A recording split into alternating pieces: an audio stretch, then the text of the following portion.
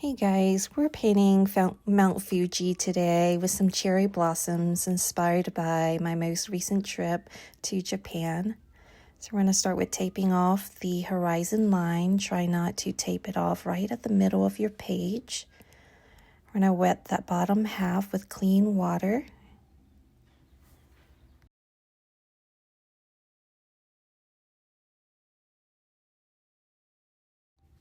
Now using the wet on wet technique, dropping in some light value blue for my water. We want to keep the bottom half of this very light so that we can layer on some cherry blossoms later. When you are painting the water, do not paint the whole thing flat one color. Leave some white space for the illusion of waves and movement in the water. I'm tilting my paper a little bit right now because my water is still wet. I don't want the cherry blossom pink that I'm dropping down to bleed upwards. So this really helps the pink to kind of stay below where I want it. This is still wet on wet technique with a light value pink. I just wanted to kind of put in suggestions of cherry blossoms, and together on with the fine details later, it will look a little bit fuller. I'm also dropping in a little bit of yellow too, because I do see a little bit of yellow when I saw the cherry blossom trees in Japan, and then a little bit of sort of like a yellowish bright green as well.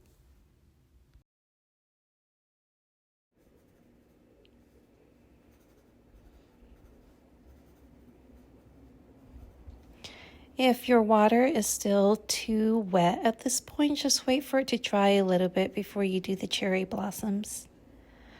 Now I'm just adding a little bit more of that blue in various areas where the water is to loosely paint in some waves.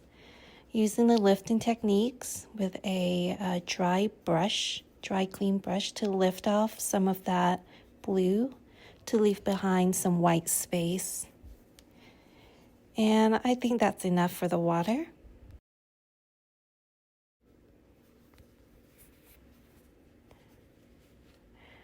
For this step, you want a relatively moist, not too wet brush with a thick amount of your darkest blue, or you can use black. And we're going to paint the mountain. The technique that I use to paint the mountain is dry brushing. So that means my paper is dry and my brush is relatively dry, not a lot of water on it, and mostly paint. You can have a small amount of water so that your colors can actually be spread or can move, but not too much. Your paint should not be flowing around when you put it on the paper. So I'm using this technique and angling my brush in different direction and leaving behind white space to depict snow.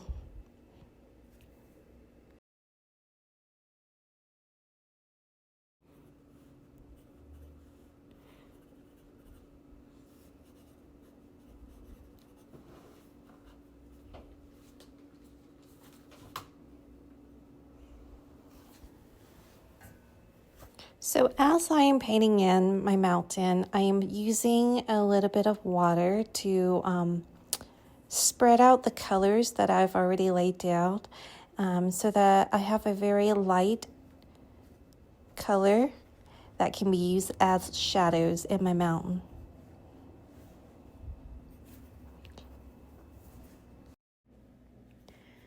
So we're going to paint the sky now. We're going to use the same blue that we used in the water. Starting at the top, we're going to loosely paint the sky. We don't want the sky to be too dark. In order for our mountain to stand out, we're going to paint around the mountain, so almost like a negative painting technique.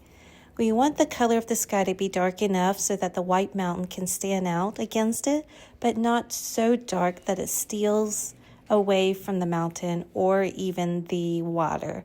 So keep it light, but also dark enough, if that makes any sense.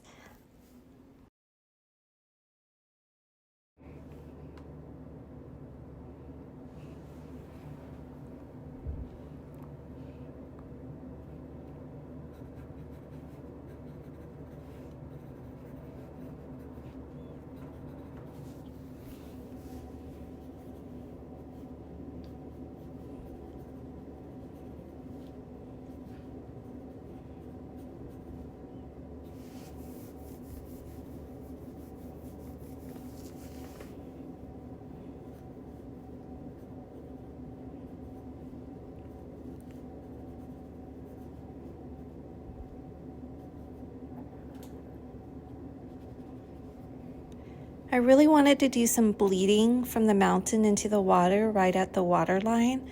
So what I just did was use a clean brush and clean water to gently re-wet the dry water.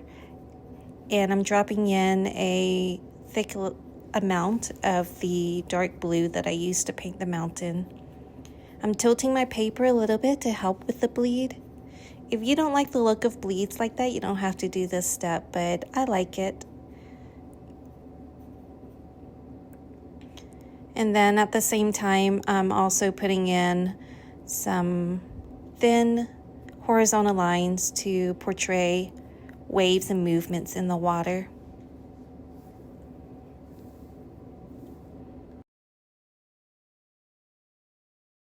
So we're going to paint the cherry blossoms next, but we need to let our painting, especially the water part, dry completely first.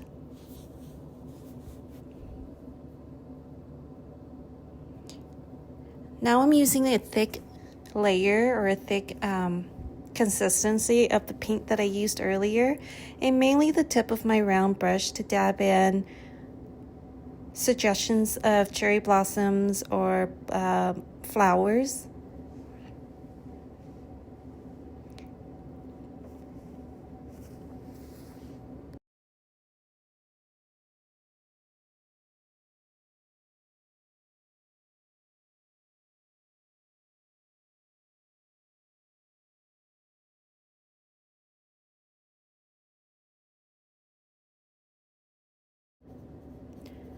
I've also dabbed in a little bit of the green as well, just a darker tone of the green, of the same green that I used earlier.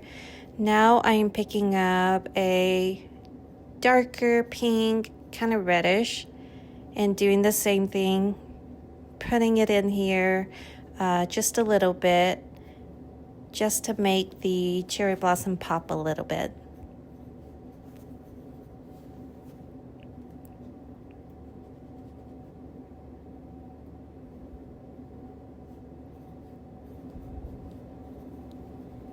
And the next step is one of my favorite is splattering. So I'm going to splatter some of that lighter pink. Make sure you cover up the upper part of your painting. All I did was pick up a good amount of that pink that I want to use on my brush. You don't want it to be sloppy wet because that's going to create really big splatters onto your paper unless that's what you want. And I just use another brush. I tap it on that brush and it goes onto the paper. Make sure you angle your hands in different directions for variety in your splatter patterns. You can even splatter in some of the darker pink or even green or even yellow, whatever you want. And here I am just kind of reinforcing some of the thin waves in the distance and giving the water a little bit of definition.